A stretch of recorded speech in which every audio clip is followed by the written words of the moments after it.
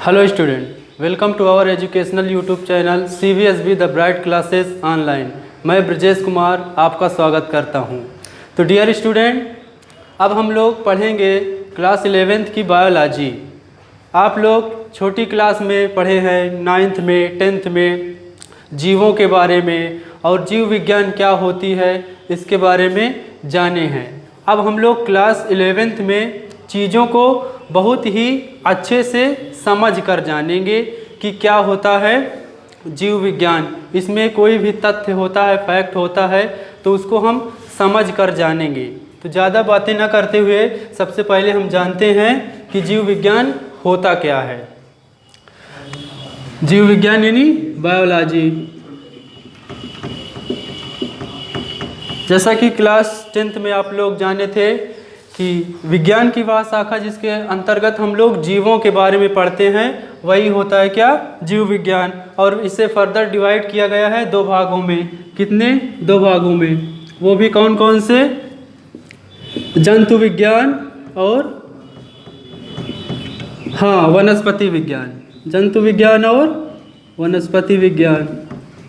जिन्होंने अच्छे से पढ़े हैं 10th में या 9th में, वो लोग जो है बहुत ही अच्छे से बता पाएंगे।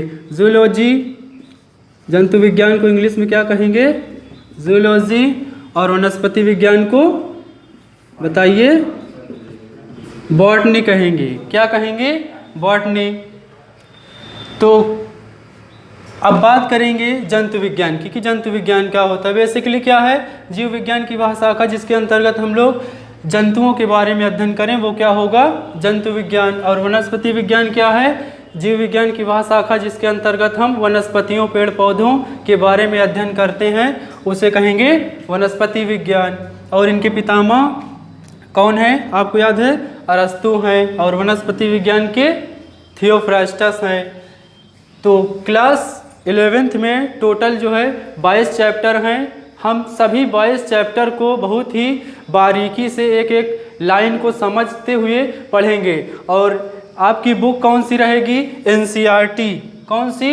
NCERT रहेगी। और आपको मैं बता दूं, NCERT एक बाइबिल है, रामायण है, महाभारत है। मतलब उसकी हर एक लाइन में एक कहानी छुपी हुई है, गाथा छुपी हुई है। तो हम एक कहानी को पूरा विस्तार से समझते हुए पढ़ेंगे, तभी हम जो है इस धरती में जीवन की ये जो गाथा है, कहानी है, उसके बारे में सही से जान पाएंगे कि एक्चुअली में जीव विज्ञान होता क्या है। जीव विज्ञान हम जो एक दूसरे से अट्रैक्ट होते हैं, जीव जंतुओं, पेड़ पौधों से को रिलेट कर पाते हैं, उसी सब के बारे में अध्ययन करना होता है क्या? जीव विज्ञान पढ़ते हैं। तो उसी सभी को हम लोग जो है अच्छे से पढ़ेंगे।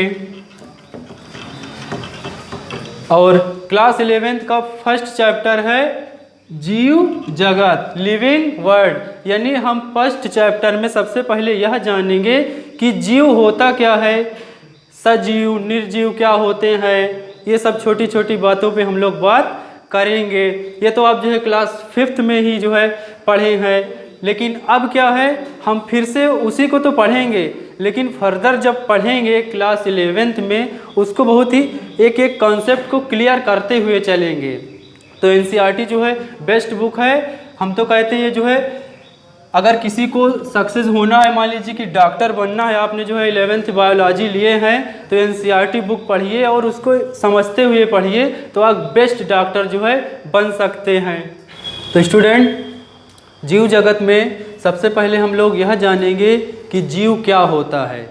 तो डियर स्टूडेंट, यह सब्जेक्ट आप लोग जो है बिल्कुल ही समझ कर पढ़ेंगे। और मैं वादा करता हूँ आपसे कि आप जब समझ कर पढ़ेंगे और अपने आप को आत्मसमर्पित कर देंगे मुझ पर, तो मैं आपको बेस्ट जो है बना पाऊँगा। तो चलिए पढ़ते हैं बायोलॉजी क्या है और इसमें क्या क्या हमें जानना है फर्स्ट चैप्टर में। तो सबसे पहले हम जानेंगे जीव क्या होता है। जीव यानी किसी भी फैक्ट को हम कब जीव कहेंगे, उसे जीव किन बेसिस पर, कौन कौन से वो फैक्ट हैं, तब हम उसे जीव कहेंगे। तो यदि उसमें कुछ जीवन के लक्षण मिले, जीव तभी हम किसी भी ऑब्जेक्ट को कह सकते हैं जब उसमें जीवन के क्या मिले, लक्षण देखने को मिले, तब हम उसे क्या कह सकते हैं, जीव कह सकते हैं। कोई ऑर्गेनिज्म है तभी हम उसे जीव कह सकते हैं। तो नेक्स्ट जब कहते हैं कि जीवन के क्या हमें देखने को मिले, लक्षण देखने को मिले, तो हमारा नेक्स्ट जो है समझने को आ जाता है कि ये जीवन क्या होता है। और कई बार ये सुनने को मिलता है, कई बार पूछते हैं लोग जीवन क्या है, व्हाट इज़ लाइफ। और ये सवाल जो है सुनने में तो बहुत आसान है लेकिन बहुत ही पेचीदा है।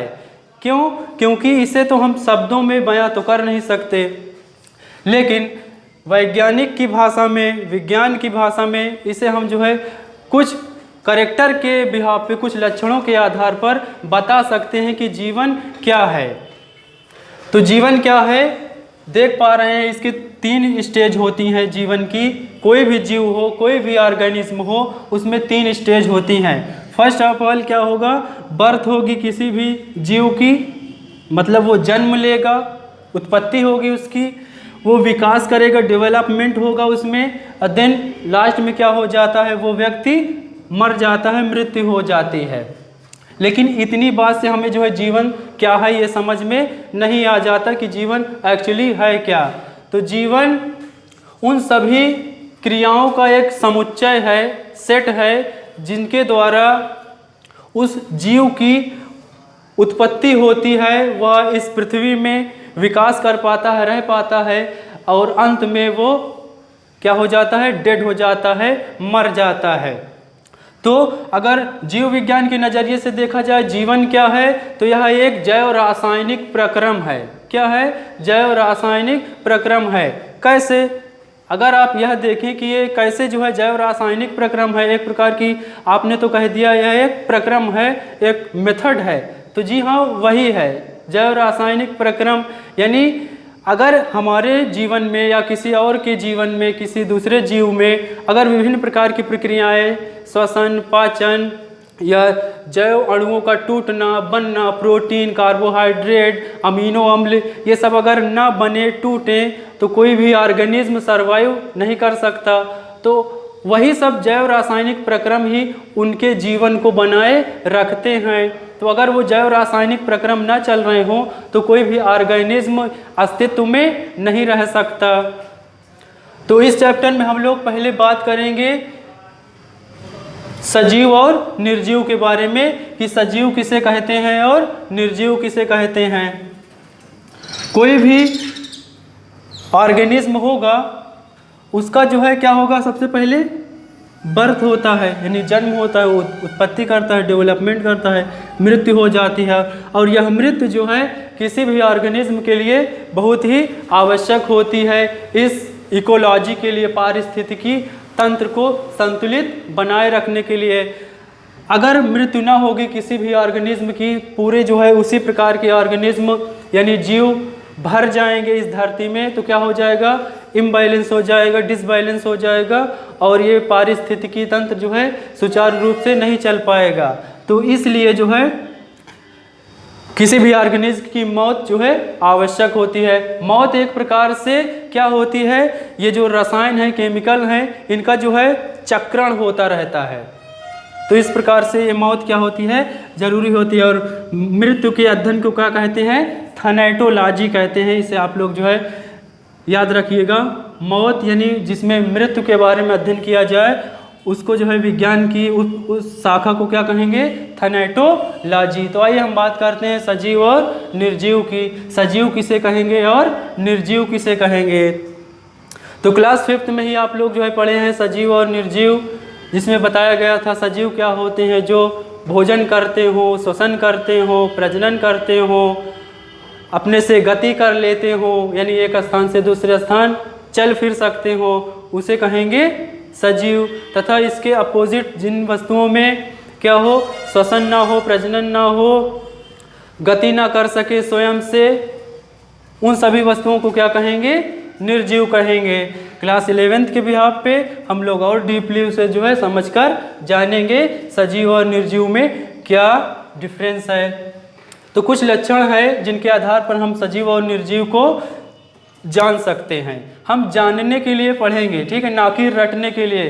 रटने से कुछ नहीं जो है होने वाला। तो फर्स्ट पॉइंट है सजीवों के लक्षण में कैरेक्टरिस्टिक्स ऑफ लिविंग्स, निश्चित आकार एवं आकृति, डिफिनिट साइज एंड शेप, यानी जो भी सजीव होंगे, सजीव जिसमें जीवन होगा, उनके शरीर का जो साइज होगा और शेप होगा निश्चित होता है। साइज और शेप किसी भी जीवधारी का क्या होगा, निश्चित रहेगा। अब ऐसा नहीं हो जाएगा कि कोई जैसे मनुष्य है वो लंबा होता है और उसके शरीर का आकार लगभग 5 फीट से 7 फीट तक होता है, तो ऐसा तो कभी हो ही नहीं सकता कि वो क्या हो जाए 20 फीट का हो जाए, उसके हाथ जो है 40 फीट के हो जाएं। तो इस बिहाफ पे क्या कहेंगे, सजीवों के शरीर का साइज और शेप क्या होता है, निश्चित होता है। अब दूसरे तौर पे बात करें निर्जीवों का, तो कोई भी निर्जीव होगा उसके शरीर का कोई निश्चित जो है डिफिनिट साइज एंड शेप नहीं होता है। देन नेक्स्ट होता है क्या, कोशिकी संगठन, सेलुलर ऑर्गेनाइजेशन। आपने जो है क्लास 9th में ही पढ़ा है, क्या एक चैप्टर था कोशिका, सेल, जिसमें हमने जो है क्या पढ़े हैं, कोशिकाओं के बारे में। उसमें क्या जाने थे कि सभी जीवधारियों के, सजीवों का जो संरचनात्मक और क्रियात्मक इकाई होती है वो क्या होती है, कोशिका होती है। उसमें हमने यह जाना कि कोशिकाओं के समूह से ऊतक बनते हैं, ऊतक के समूहों से क्या बनते हैं, अंग बनते हैं। अंग जब कई प्रकार से समायोजित हो जाते हैं तो क्या बनता है, अंग तंत्र यानी ऑर्गन सिस्टम बनता है।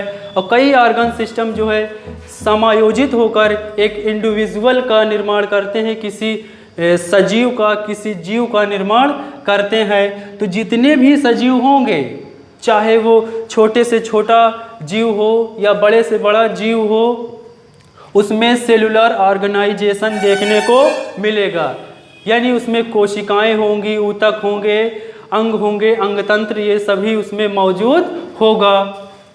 आपको बताया गया था कि कोशिकाएं 2 प्रकार की होती हैं, प्रोकैरियोटिक और यूकैरियोटिक होती हैं। प्रोकैरियोटिक यानी जिसमें ऐसी कोशिका जिसके केंद्रक में जो है केंद्रक कला नहीं पाई जाती, और यह आद्य प्रकार की, मतलब सबसे पुराने टाइप की कोशिका होती है। और यूकैरियोटिक कोशिका क्या होती है, जो जिसके केंद्रक कला के बाहर, मतलब न्यूक्लियस के बाहर केंद्रक कला पाई जाती है और वेल डेवलप्ड कोशिका होती है, वो कहलाती है यूकैरियोटिक। तो जितने भी ऑर्गेनिज्म होंगे उसमें कोशिकीय संगठन देखने को मिलेगा। कोशिका के आधार पर 2 प्रकार के जीव होते हैं, एक कोशिकीय और बहुकोशिकीय। फिर नेक्स्ट आता है वृद्धि और विकास, ग्रोथ एंड डेवलपमेंट। इसे जानेंगे क्या होता है वृद्धि और विकास। तो सजीवों में क्या होती है, वृद्धि होती है और विकास होता है। कैसे, इसे समझेंगे कि वृद्धि क्या है, विकास क्या है। क्यों, क्योंकि बच्चे क्या करते हैं, दोनों को एक समझ लेते हैं, वृद्धि क्या है, विकास क्या है, दोनों को एक समझते हैं, लेकिन ऐसा नहीं है। अब हम बहुत ही अटेंटिव होकर समझिएगा कि ग्रोथ क्या है और डेवलपमेंट क्या है। तो सबसे पहले जानेंगे ग्रोथ यानी वृद्धि क्या है।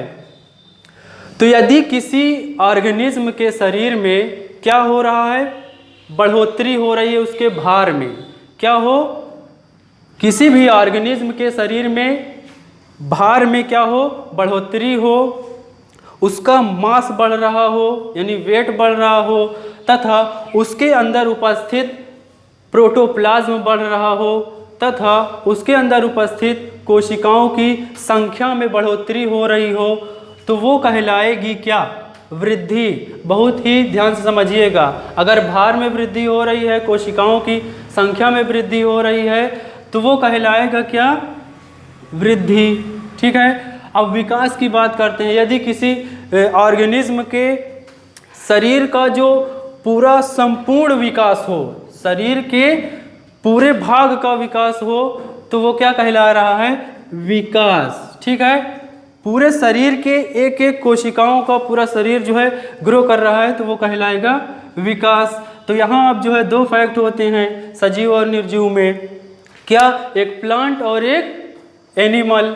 तो देख लेते हैं ग्रोथ कैसे हो रही है, क्योंकि यहाँ पे समझना ये होता है कि पौधे भी वृद्धि करते हैं और जंतु भी वृद्धि करते हैं। तो क्या दोनों सेम हैं? दोनों सेम नहीं है। क्यों?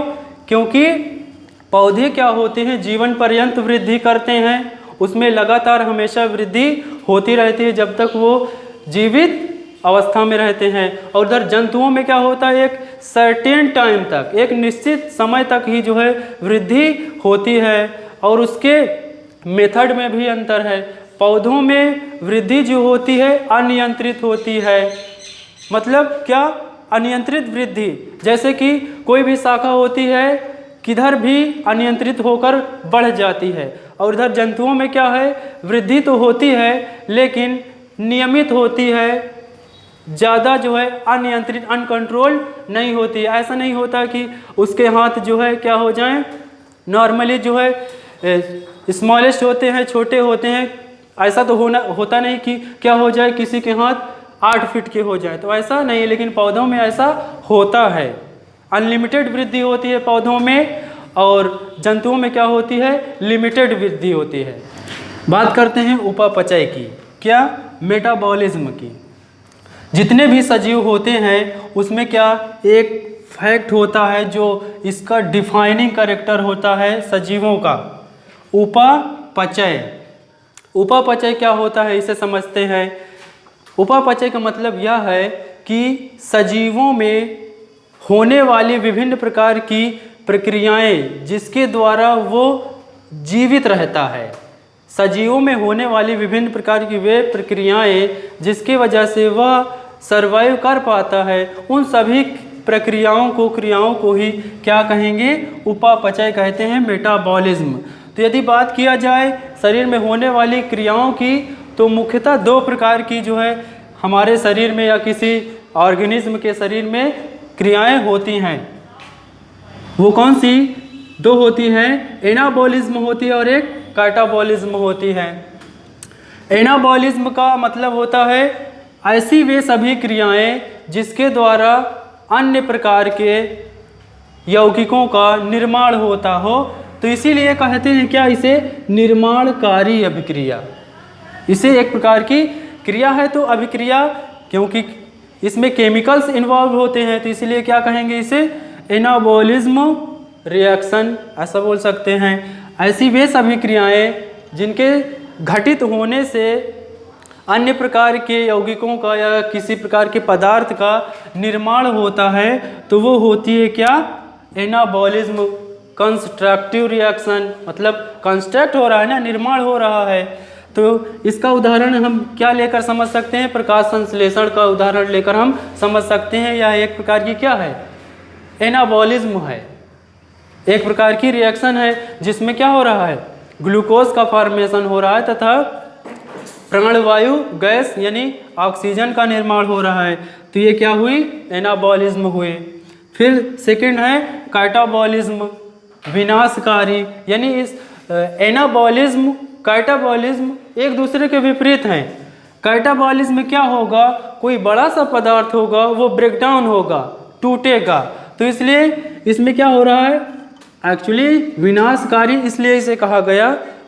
बड़ा सा पदार्थ क्या हो रहा है, टूट रहा है, ना कि वो नष्ट हो गया, उसका विनाश हो गया, वो टूट रहा है। तो इसका उदाहरण क्या लेकर समझ सकते हैं, पाचन। यानी इसमें क्या होगा, ग्लूकोज का ब्रेकडाउन होगा, वो टूटेगा। श्वसन, इसमें क्या होता है, ग्लूकोज टूटता है तथा एनर्जी प्राप्त होती है। पाचन में बड़े बड़े पदार्थ को छोटे छोटे पार्ट में तोड़ा जाता है, यही तो 10th में आपने पढ़ा है। तो यह एक प्रकार की कौन सी क्रिया है, कैटाबॉलिज्म है। तो यह सजीवों का जो है एक डिफाइनिंग कैरेक्टर है, मतलब इसके आधार पर हम जो है सजीव की परिभाषा बना सकते हैं। मतलब क्या, ऐसा कोई ऑर्गेनिज्म नहीं होगा जिसमें मेटाबॉलिज्म यानी उपापचय क्रिया नहीं होती है। इसे हम जो है आधार मानकर इसकी परिभाषा बना सकते हैं। उपापचय क्या है, सजीवों का डिफाइनिंग कैरेक्टर है।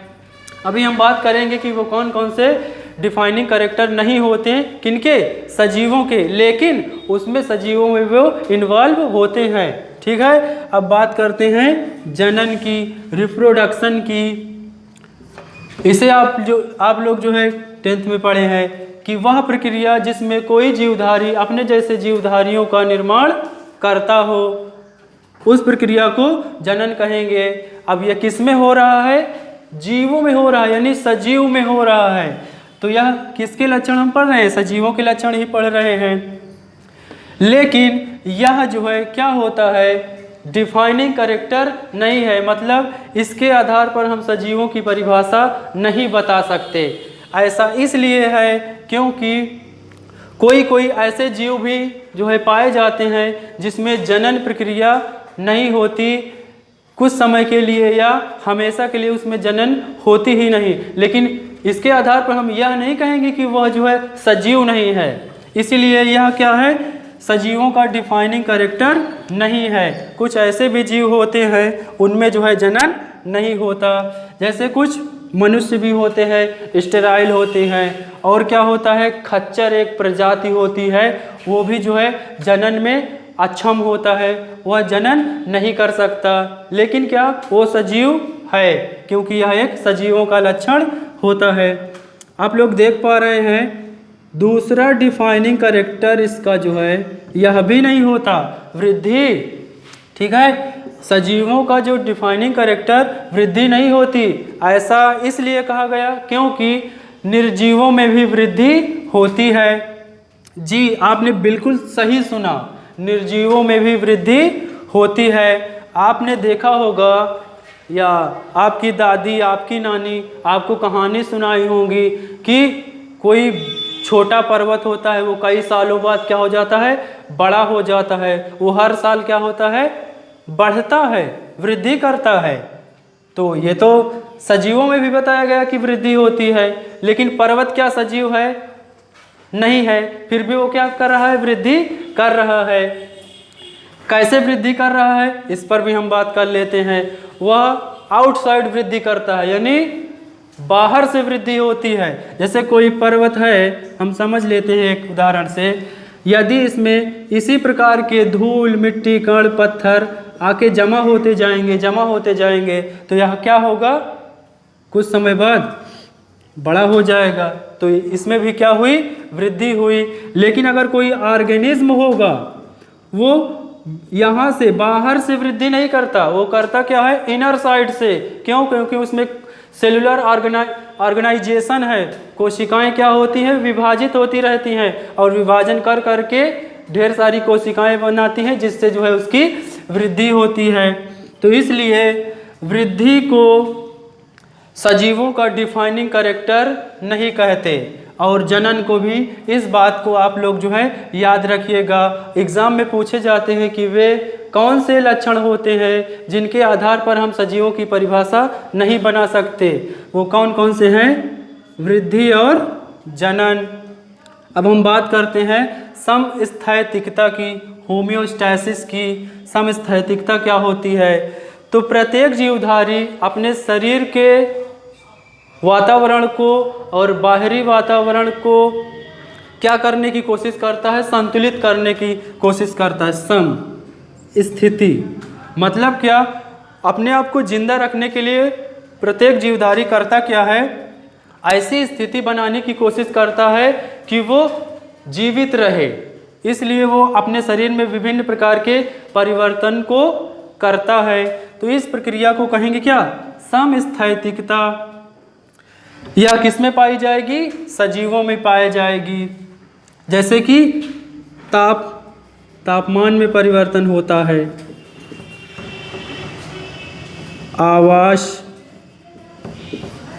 आवास में परिवर्तन करके भी जो है समस्थैतिकता को प्राप्त करते हैं कुछ जीवधारी। जैसे अगर कोई जीवधारी बहुत अधिक तापमान में रह रहा है, यदि उसके शरीर का संतुलन क्या हो रहा है? डिसबैलेंस हो रहा है, तो ऐसी स्थिति उत्पन्न करने की कोशिश करेगा कि उसके शरीर का तापमान क्या हो जाए? उसके अनुकूल हो जाए। तो इसको कहेंगे, क्या कहेंगे? समस्थैतिकता। ये किसमें देखने को मिलेगा? सजीवों में मिलेगा। देन फिर क्या आता है? अनुकूलन, एडॉप्टेशन। अनुकूलन क्या होता है? यह भी एक प्रकार से अपने आप को सरवाइव करने के लिए, बचाने के लिए जीवधारी करते हैं तथा क्या होते हैं, सर्वाइव रख पाते हैं इस प्रकृति में। क्योंकि आपको याद होगा जैव विकास पढ़ाया गया था, जिसमें डार्विन ने बताए थे कि कोई भी जीवधारी इस धरती में तभी तक रह सकता है जब तक उसमें अनुकूलन की क्षमता होती है। जब अगर अनुकूलन नहीं कर पाता कोई जीवधारी तो वह क्या हो जाता है, नष्ट हो जाता है, प्रकृति उसे नष्ट कर देती है। एक प्रकार से क्या होता है, प्रकृति जीवधारियों का सिलेक्शन करती है, नेचुरल सिलेक्शन करती है। तो यह किस में देखने को मिलेगा, सजीवों में देखने को मिलता है एडॉप्टेशन। फिर क्या आता है, जैव विकास, एवोल्यूशन। जैव विकास क्या है, हम इस पे बात करते हैं कि छोटे से छोटा जीवधारी क्या करता है, धीरे धीरे क्रमिक परिवर्तन उसमें होते रहते हैं और वह एक कई सालों बाद, लाखों साल बाद, करोड़ों साल बाद एक वेल डेवलप्ड जो है ऑर्गेनिज्म में बदल जाता है। तो इस क्रमिक परिवर्तन को जो बहुत दिनों से चलता आ रहा है और हो रहा है उसे क्या कहेंगे, जैव विकास। ये किस में देखने को मिलेगा, सजीवों में देखने को मिलेगा। ऐसा नहीं होगा कि कोई ईंट होगी वो डेवलपमेंट करके बहुत सा क्या हो जाए, बहुत बड़ी ईंट हो जाए। इसमें कुछ लिमिट जो है होती है वृद्धि की, कि उसमें जो है कुछ क्या हो जाए, बाहरी परत में जम जाए तो कुछ वृद्धि हो सकती है, लेकिन इसे जैव विकास नहीं कहेंगे। ठीक है, तो सजीवों में क्या होता है, जैव विकास होता है। फिर क्या है, सजीवों का नेक्स्ट जो है लक्षण, मरम्मत और पुनरुद्भवन। प्रत्येक जीवधारी जो होता है उसके शरीर में कभी न कभी किसी न किसी प्रकार से शरीर में उसके क्षति हो जाती है, नुकसान हो जाता है। तो उसके लिए उसका शरीर जो है क्या होता है, जिम्मेदार होता है करने के लिए कि वह मरम्मत को ठीक कर पाए। तो उसके शरीर में सिस्टम पाए जाते हैं, प्रतिरक्षा तंत्र पाए जाते हैं। इस प्रकार के कई ऑर्गन सिस्टम होते हैं जो क्या करते हैं, उसको मरम्मत करते हैं, रिपेयर करते हैं। सपोज दैट कि कभी कभार ये हो जाता है कि हाथ में या कोई किसी और अंग में चोट लग जाती है तो वहाँ की त्वचा कट जाती है। तो कुछ समय बाद होता यह है कि वहाँ पे नई त्वचा जो है धीरे धीरे आ जाती है। एक्चुअल में इसमें हुआ क्या, जब वहाँ पे कट लग गई तो अंदर उपस्थित ऑर्गन सिस्टम जो है उसे संदेश मिलेगा कि यहाँ पे क्या हुआ है, क्षति हुई है। तो वहाँ पे कोशिका विभाजन होगा, क्या होगी, कोशिका विभाजन होगी और ढेर सारी कोशिकाएं विभाजित होकर धीरे धीरे उस घाव को क्या कर देते हैं, फुलफिल कर देते हैं। वहाँ पे क्या हो जाती है, मरम्मत हो जाती है। तो अगर इसमें जो है निर्जीवों में जो है इसे कनेक्ट करके देखा जाए, यदि क्या कर दिया जाए, जैसे कोई पदार्थ है वहाँ पे कट कर दिया जाए तो क्या आप देखोगे कि कुछ दिनों बाद, हफ्तों बाद, महीनों बाद क्या वो घाव उसका भर जाता है, नहीं भर पाता, कभी नहीं होता ऐसा। क्यों, क्योंकि उसमें कोई ऑर्गन सिस्टम ही नहीं है, कोई ऐसा तंत्र ही नहीं है कि उसको जो है वो क्या कर सके, मरम्मत कर सके। ना तो इसमें कोशिकाएं हैं, अगर हो भी सकती हैं, सपोज दैट अगर मान लीजिए लकड़ी का है, कोई गुटका है तो कभी उसमें रही हैं कोशिकाएं, लेकिन वर्तमान में क्या है, वो डेड हैं। अब उसमें वो क्षमता नहीं है कि वो उसको मरम्मत, रिपेयर कर सकें। लेकिन सजीवों में क्या होगा, अगर कोई कट लग जाता है तो उसे वो क्या करते हैं, धीरे धीरे फुलफिल कर लेते हैं। यह सजीवों में क्षमता होती है। तो इस प्रकार से हमने जाना सजीव क्या होते हैं तथा निर्जीव क्या होते हैं, निर्जीवों के लक्षण क्या हैं तथा सजीवों के लक्षण क्या है।